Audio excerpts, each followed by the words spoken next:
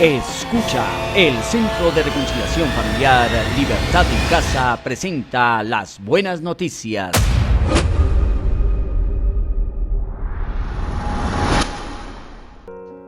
La palabra mimetizarse significa tomar la forma del entorno para pasar desapercibido.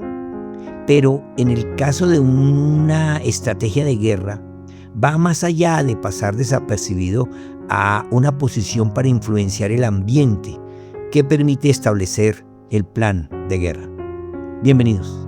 Estamos en las buenas noticias y venimos estudiando las estrategias de guerra que el enemigo del alma ha desarrollado para mantener su gobierno. Conocer el plan satánico para defender su imperio es el primer paso para poder enfrentarlo.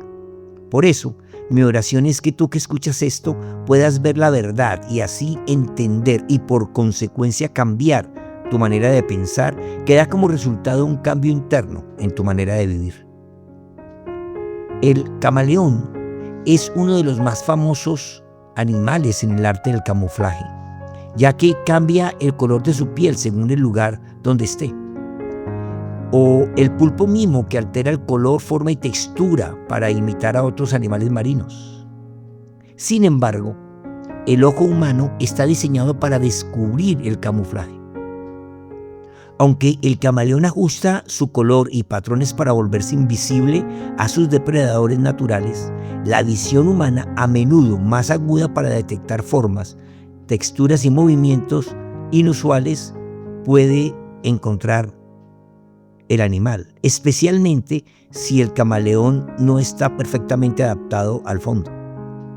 En el ámbito espiritual también, aunque el enemigo se vista como ángel de luz, el Espíritu Santo nos permite discernir y detectar este camuflaje y así defendernos de su ataque. El apóstol Pablo denuncia a los falsos apóstoles y explica que no es sorprendente que Satanás se disfrace de ángel de luz. Él escribió: pero no me sorprende para nada. Aún Satanás se disfraza de ángel de luz, así que no es de sorprenderse que los que lo sirven también se disfracen de siervos de la justicia. 2 Corintios 11, 14 y 15. Lo que el apóstol está afirmando es que en la guerra espiritual por las almas siempre habrá infiltrados que se visten de luz, pero que obran en favor de las estrategias del diablo. Aquí Pablo está mostrando la mimetización al decir que el enemigo se presenta como algo bueno para infiltrar y corromper.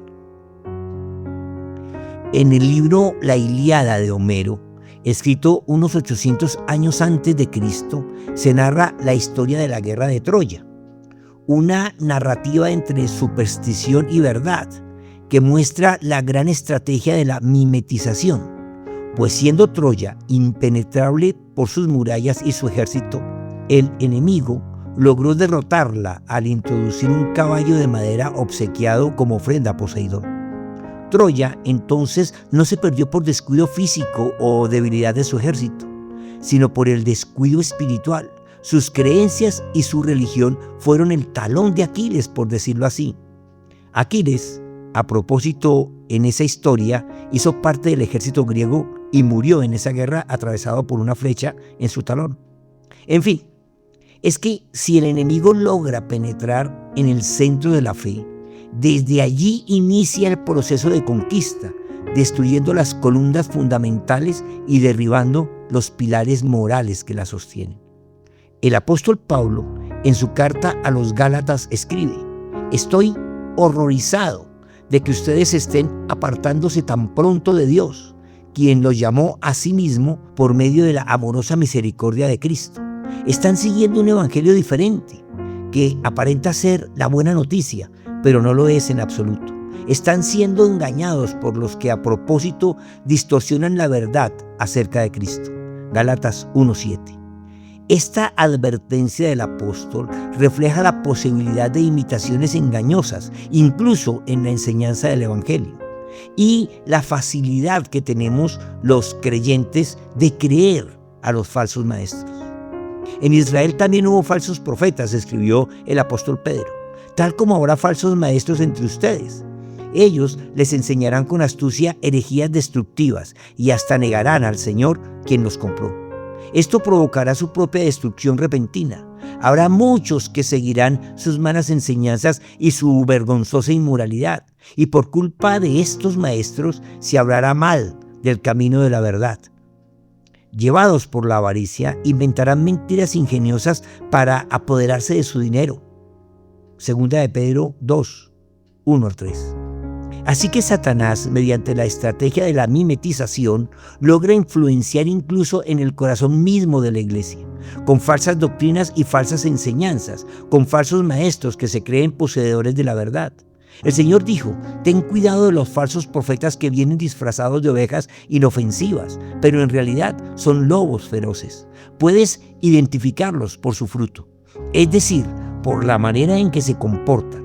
¿Acaso puedes recoger uvas de los espinos o higos de los cardos? Mateo 7, 15 y 16.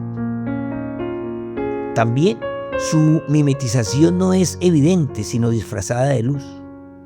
El enemigo ha logrado entonces establecer una religiosidad vacía. En el Evangelio de Mateo 13:25, Jesús habla de la parábola del trigo y la cizaña. Mientras los hombres dormían, el enemigo sembró cizaña entre el trigo. Esto muestra la infiltración en medio de la comunidad de la fe. La cizaña es una espiga casi igual que el trigo, pero sin fruto. Así es la religión que invita a la práctica externa de los ritos y al cumplimiento de sacramentos y a la asistencia obligatoria a los cultos y liturgias, pero no al cambio moral. El Señor denunció este hecho. Él dijo: este pueblo me honra con sus labios, pero su corazón está lejos de mí. Su adoración es una farsa porque enseñan ideas humanas como si fueran mandamientos de Dios. Mateo 15, 8 y 9. Un tercer aspecto del camuflaje satánico en la iglesia tiene que ver con la hipocresía institucional.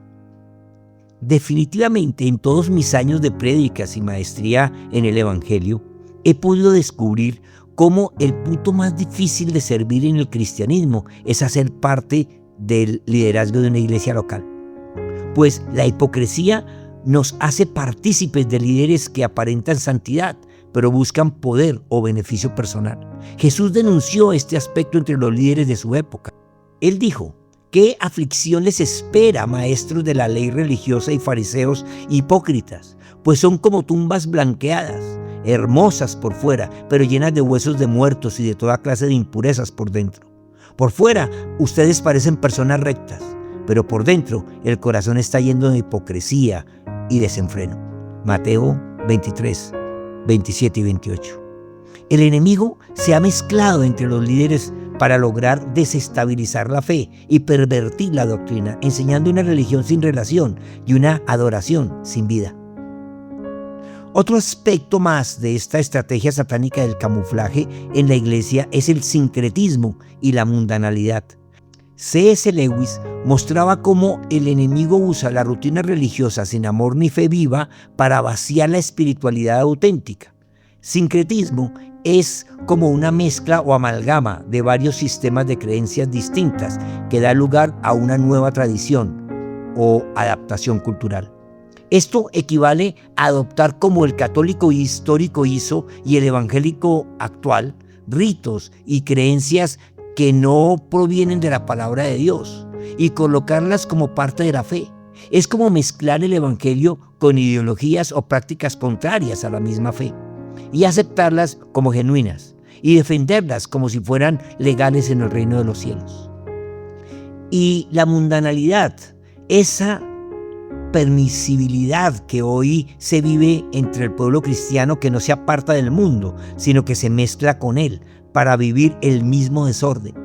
En su libro Cartas del Diablo a su sobrino, Lewis retrata al diablo como un estratega que se infiltra en lo cotidiano, disfrazando tentaciones como cosas triviales o incluso como virtuosas. Es que el plan de infiltrarse, en este caso, en lugar de conquistar la tierra con la cultura del cielo, el enemigo está logrando conquistar la iglesia con la cultura pagana del mundo. El apóstol Pedro escribió: en el pasado, ustedes han tenido más que suficiente de las cosas perversas que les gusta hacer a los que no tienen a Dios. inmoralidad y pasiones sexuales, parrandas, borracheras, fiestas desenfrenadas y abominable adoración a ídolos.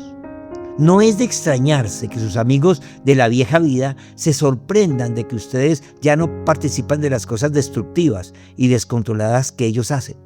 Por eso los calumnian, pero recuerden que ellos tendrán que enfrentarse con Dios, quien está listo para juzgar a todos, tanto a vivos como a muertos.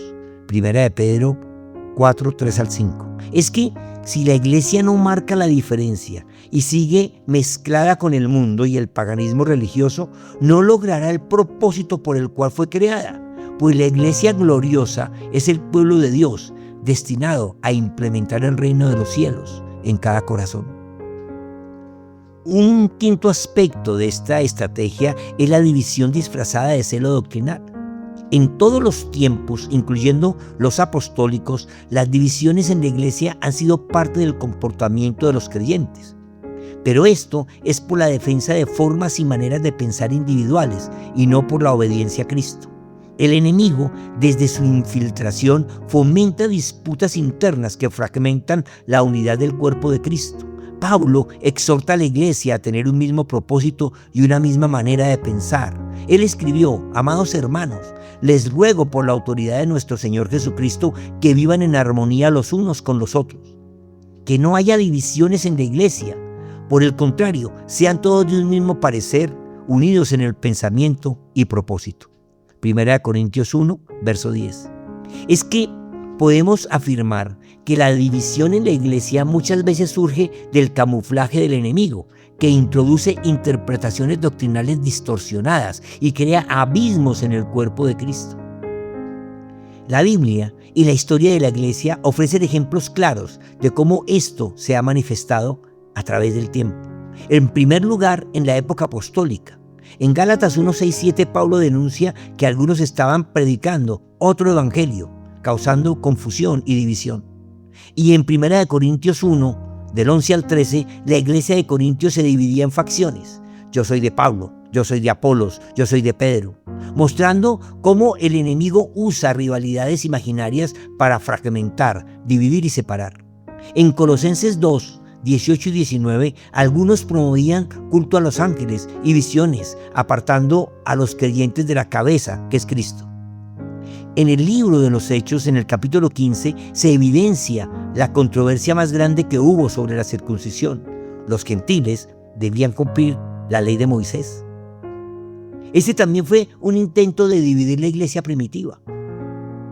En la historia de la iglesia, las divisiones han sido una constancia, y aunque creo en la división sana que permite alcanzar más territorios y personas, hay algunos aspectos que marcan divisiones que, a mi entender, son solo parte de la mimetización del enemigo, que crea cismas divisorios por cuestiones netamente humanas.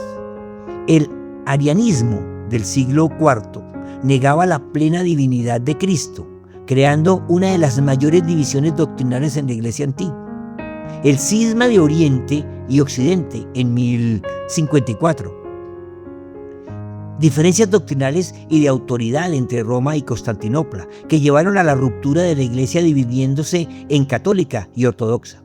Reforma protestante del siglo XVI. Aunque buscaba purificar la doctrina, el enemigo aprovechó para multiplicar divisiones y sectarismos, que hoy se han convertido en movimientos sectarios modernos, interpretaciones aisladas de la Escritura que se presentan como nueva revelación, y terminan fragmentando comunidades, dejando sin poder, autoridad y eficiencia a la iglesia, que es el ejército conquistador del reino, mientras que el enemigo logra infiltrarse en los estados, la moral social y los planes del gobierno global, que apuntan a un mundo sin Dios, sin fe y sin redención. Permíteme una reflexión final. El enemigo se mimetiza dentro de la iglesia disfrazando el error como verdad y celo doctrinal como división. La clave está en reconocer que la unidad en Cristo no significa uniformidad absoluta, sino fidelidad al evangelio verdadero, al mensaje de amor y salvación y a la verdad de la cruz. Cuando la interpretación se convierte en arma de separación, se revela la astucia del adversario y su estrategia de gobierno. Ora conmigo. Gracias, Padre, por abrirnos los ojos a la verdad. Danos discernimiento para descubrir dónde está mimetizado Satanás. Señor Jesús, ayúdanos a tener confianza en ti y en el mensaje de tu reino, y a aceptar con sencillez la verdad, aunque nos duela, y a obedecer con emoción e instrucción, aunque no nos agrade. Espíritu Santo, sé la luz en esta oscuridad del mundo y déjanos ser luz en este mundo oscurecido por las obras ocultas que el enemigo realiza. Maranata, comparte. Alguien que conoces necesita escuchar. Las Buenas Noticias son una producción de la Fundación Centro de Reconciliación Familiar Libertad en Casa. Síguenos en Facebook, YouTube e Instagram. Libertad en Casa, conquistando la tierra con la cultura del cielo.